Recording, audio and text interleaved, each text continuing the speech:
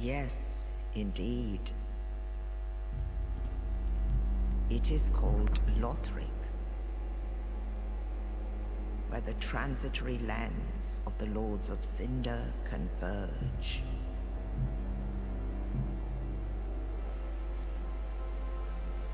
In venturing north, the pilgrims discover the truth of the old words. The fire fades, and the lords go without thrones.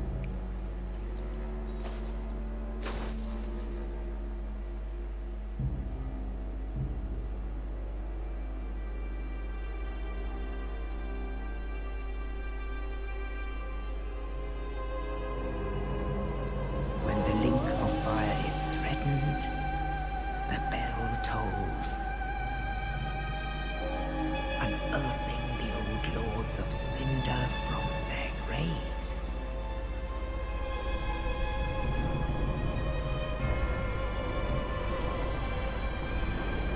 Aldrich, saint of the deep,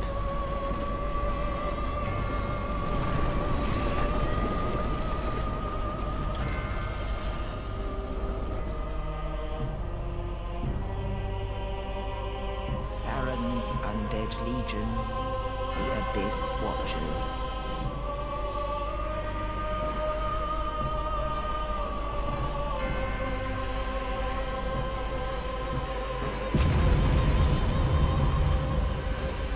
And the reclusive lord of the profaned capital.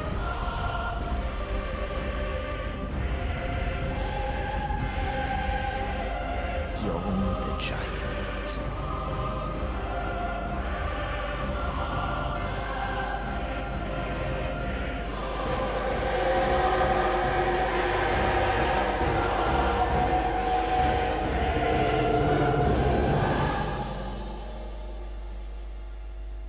Only in truth, the lords will abandon their thrones.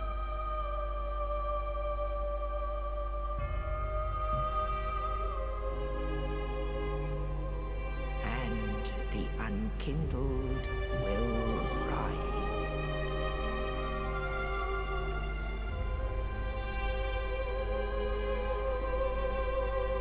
Nameless, accursed undead, unfit even to be cinder. And so it is that ash seeketh embers.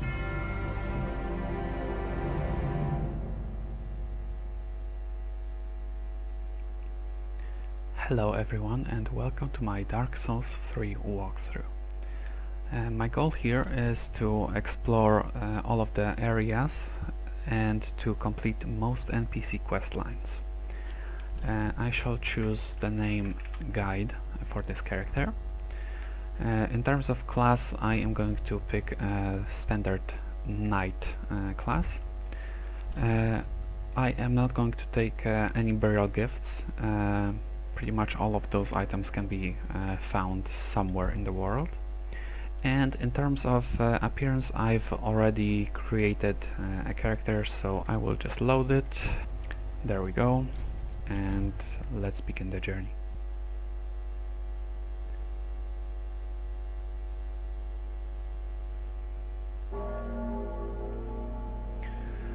Alright, so the bell tolls.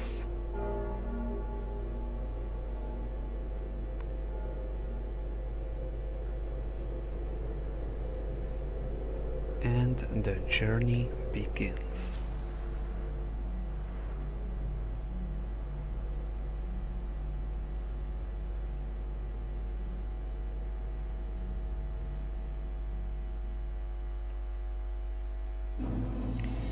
Alright, so ahead of us we have some messages which tell us how to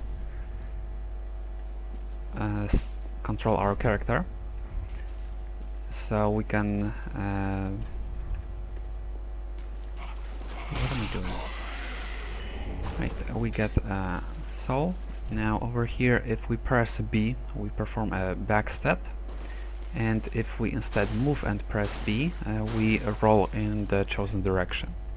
Also, if we hold it down B while moving, we dash or sprint instead of walking.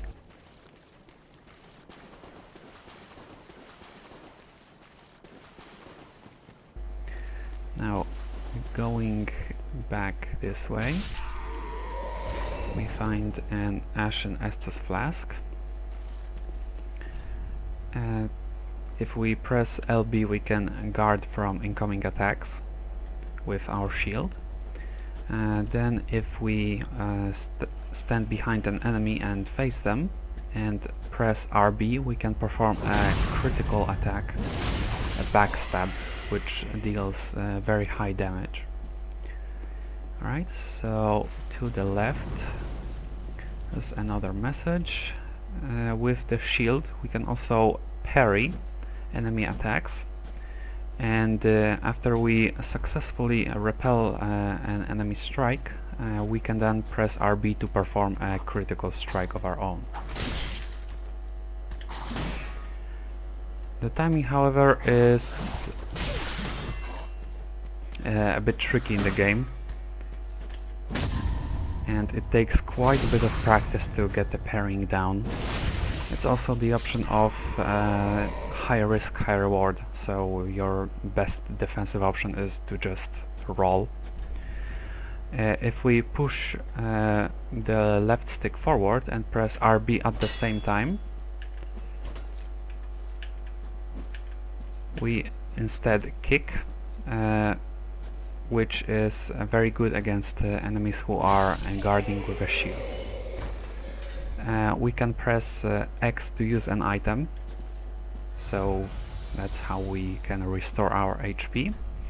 We can also press Y to grab our right hand weapon into both hands, and then we can press LT to execute a special weapon art. In the case of this straight sword, it's just a stance from which you can press RB to execute this attack, or you can press RT to execute this attack. There's also a slightly different moveset of the weapon if you wield it in two hands. Right, now over here, this side path, this message just says turn back, and I second this advice.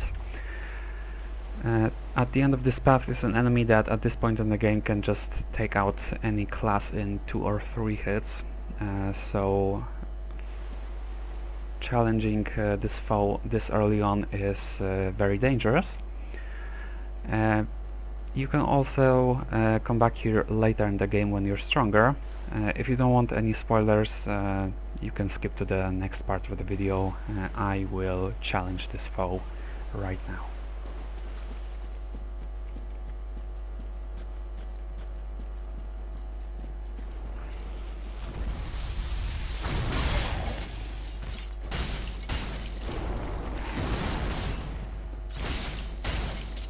Alright.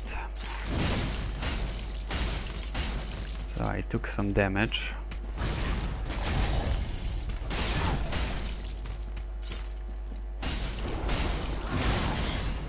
I took more damage.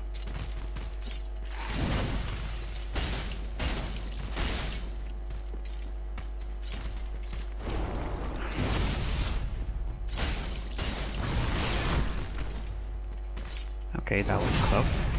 Right, so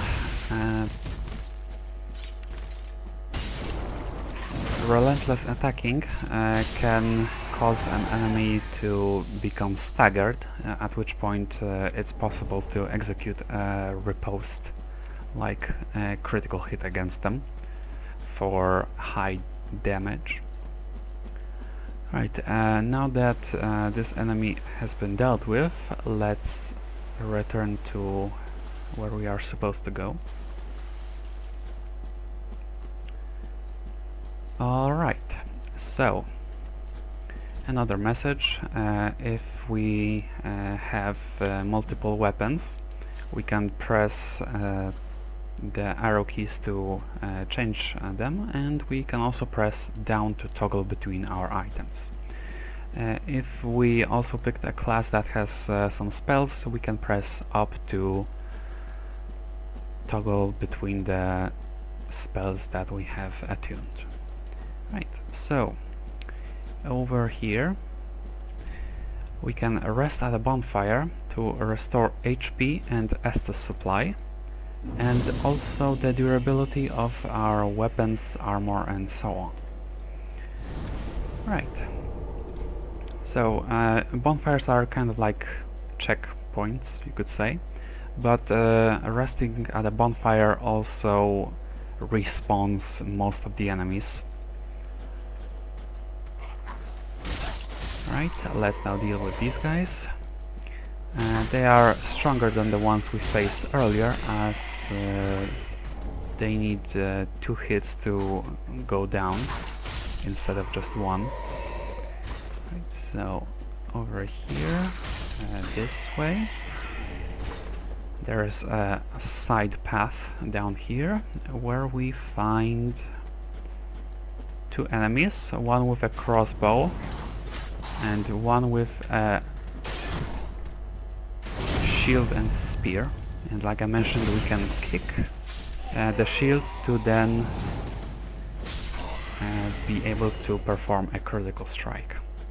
And as you may have noticed, the bolt went straight through me, and that's because during an animation of a riposte or a backstab, you cannot take any damage.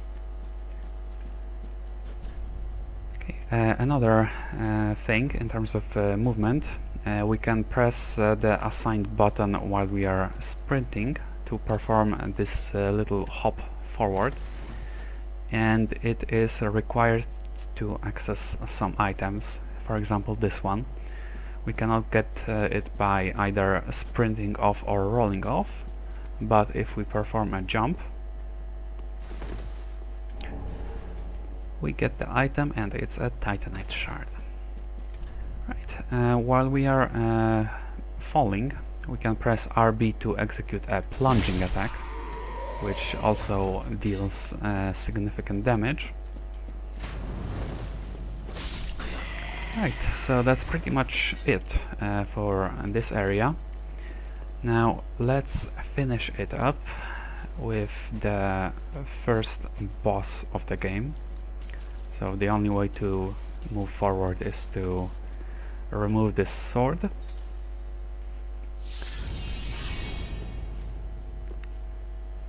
And to defeat this boss.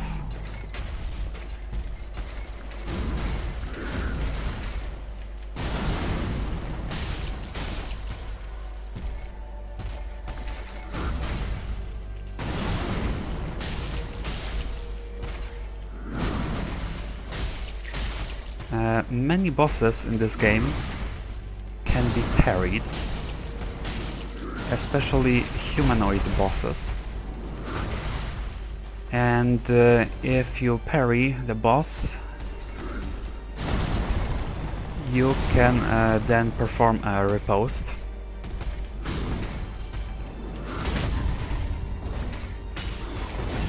Like this. However, that parry of mine was a bit mistimed, so it was actually a partial parry. I took some damage and lost quite a bit of stamina. And now the boss has entered its second phase. Most of the bosses in this game have more than one phase, and they get new attacks and in general become more dangerous. So that's something to keep in mind when you're fighting. Even if you're doing well in the first phase, the second phase might be your downfall. After we bring down the boss, we are rewarded with a checkpoint and access to the new bonfire, and we also restore Ember. Now, restoring ember is indicated by the icon in the upper left corner, and it has quite a few properties. One of them is your maximum HP is increased by 30%, and the other properties I'm going to talk about a bit later on. Over here we have a broken straight sword, and this is also how we can check our equipment, inventory, status. We can also leave a message if we are playing online, which I am not, and we can change the settings. Right, so equipment is the weapons, shields, armor, rings, and so on that we currently have on us equipped. I shall take off the helmet. Inventory is all of the items that we have, all of the items that are available to us, consumables, upgrade materials, key items, spells, weapons, armor, and so on. Right, so now that we passed this door, let's continue exploring this area. So to the left there is another side path with a homeward bone at the end of it.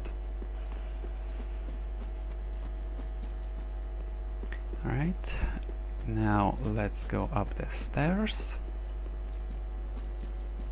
And to the right we can find this single enemy admiring the scenery, so let's just give him a little nudge. Alright, now moving on, here we have a couple more enemies to deal with.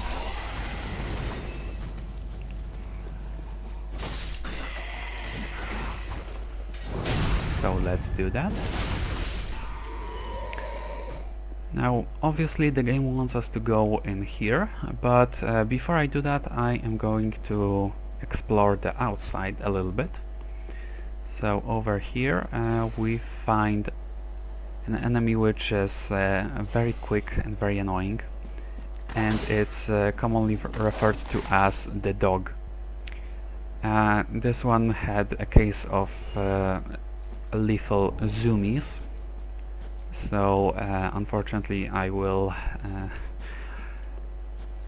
share the strategy to deal with dogs the next time we encounter one. This one was guarding an ember.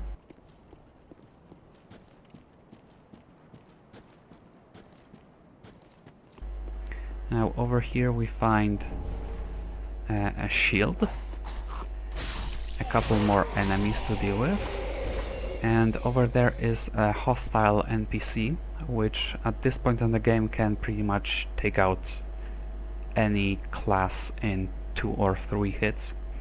We are going to come back to this guy a bit later on. Anyway, if we go up here, we can also find another ember. This time the ember was not guarded by a dog like the previous one, and here we find another homeward bone.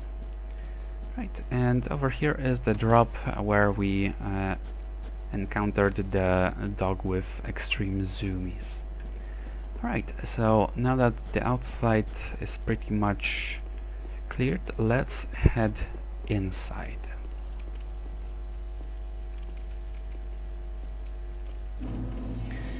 And this is where we arrive at a Firelink Shrine.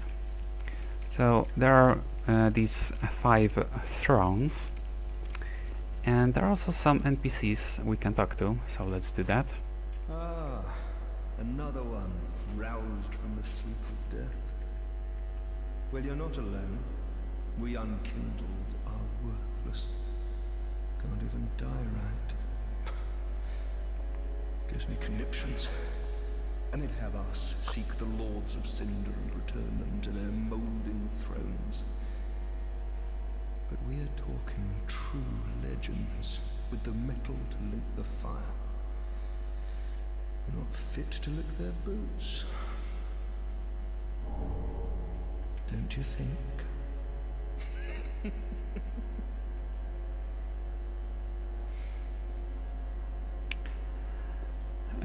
Alright, that's some attitude. So, the thrones. This one is for Yorm the Giant of the Profaned Capital. This one is for Watchers of the Abyss. The big throne in the middle is for Holy King Lothric, last hope of his line. This throne is for Ludleth the Exiled, and it's the only occupied one at the moment. And this one is for Saint Aldrich of the Deep.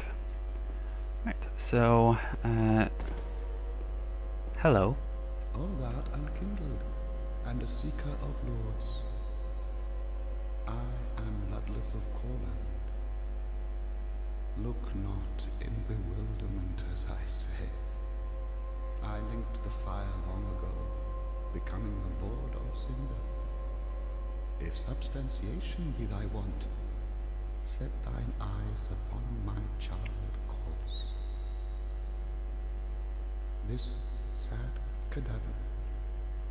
No need to be calm. Have a closer look. I will come back to this guy later. Now, do not be away overlong. Right, now let's talk to this lady. Hello. Welcome to the bonfire, unkindled one. I am a firekeeper.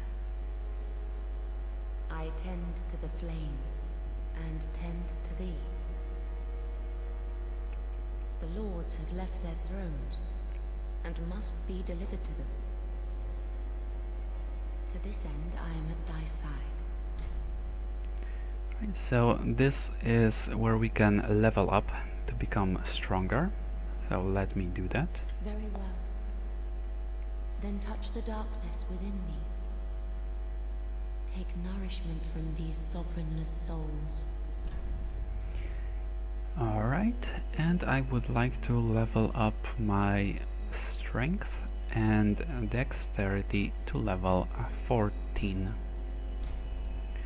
for a little extra damage. Thanks. Farewell, Ashen One. May the flames guide thee. Alright, now let's go over here and talk to you. A pleasure to make thine acquaintance, Ashen One. I am but a humble handmaid of the shrine. Weapons, armor, trinkets, and spells. I've lots of little things to ease the burden of a weary traveler. And yes, I'm undead too, but not so charitable as to give my goods away. Ashen One, fetch souls and bring them to me. As is thy wont, no?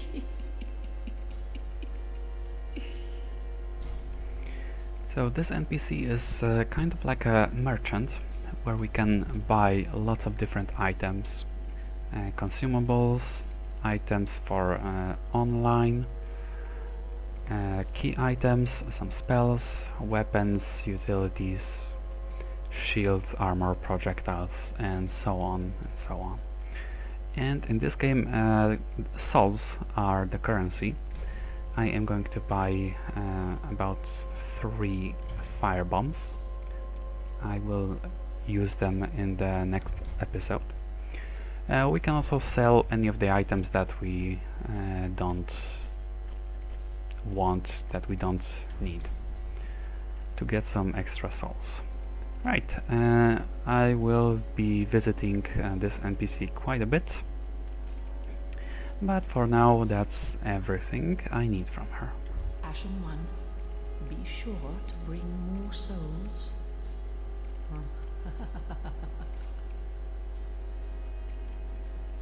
Alright, and the last NPC in here is here. Hello. Well, a newcomer, I see. I am Andre. I serve at this shrine as a humble smith, forging weapons. You're in search of the Lords of Cinder, I trust. toilsome journey, I'd wager. You'll require good arms. Let me smith you weapons. I am a smith, such is my purpose. Right, so this is where we can reinforce our weapons to make them stronger. We can also infuse weapons for some modified damage or extra properties. If we ever break something, we can bring it here to repair it. We can also allot Estus. Now, the yellow bottle, the one on the left, it restores HP, and the blue one on the right, it restores FP. Now, FP is necessary to cast spells, and is also necessary to cast or perform special weapon arts, which I'm not going to be doing a significant amount in my playthrough, so I will allot all of the flasks to restore HP. And if we find Estus shards, we can also bring them here to reinforce the Estus flask. Pretty be careful. I don't want to see my work squandered. Right, so in this shrine there's also a message that I intend to show right now. So after climbing the stairs to the left, over here, the message says the bonfire will deliver thee to Lothric. Alright, so that is how we can continue our journey.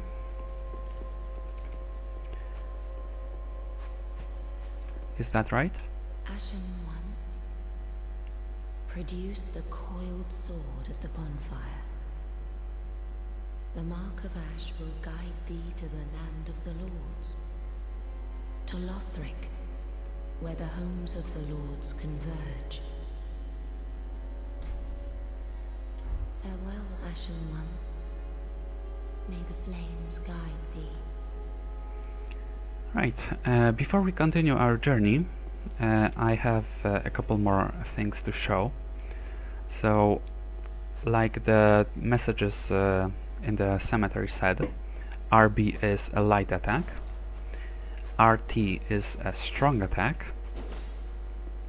but if we hold down RT, we can perform a charged attack, which deals significantly more damage, but is also slower and consumes more stamina.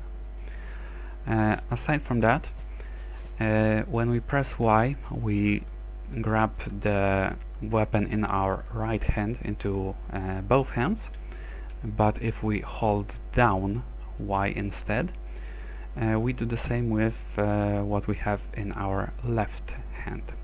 So if we, for example, have a bow that we need both hands to fire it, that is how we can use it. Another thing, pushing forward and pressing RB results in a kick, but pushing forward and pressing RT results in this attack, and it's a jumping attack. Now, it has a curious property. So if you're in the middle of performing that attack and you start falling, not like that, that was just a strong attack, not a jumping attack. Let me try this again. So if you perform a jumping attack and you start falling, you immediately transition into a plunging attack, which can be useful in quite a few different circumstances. Now, if you're sprinting, you can also press RB to execute this running attack. You can also press RT to execute this running strong attack. That's very similar to a jumping attack I just showed.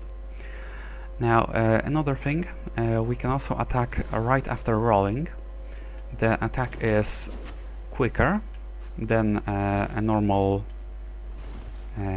heavy or light attack, but it doesn't do the full damage. Aside from that, we can also perform a light attack right after backstepping, but this is just for some style points, and I prefer to use the good old-fashioned roll and attack immediately. Right, so I believe that would be all for the moveset, how you can attack and pilot your character. So let's activate the bonfire.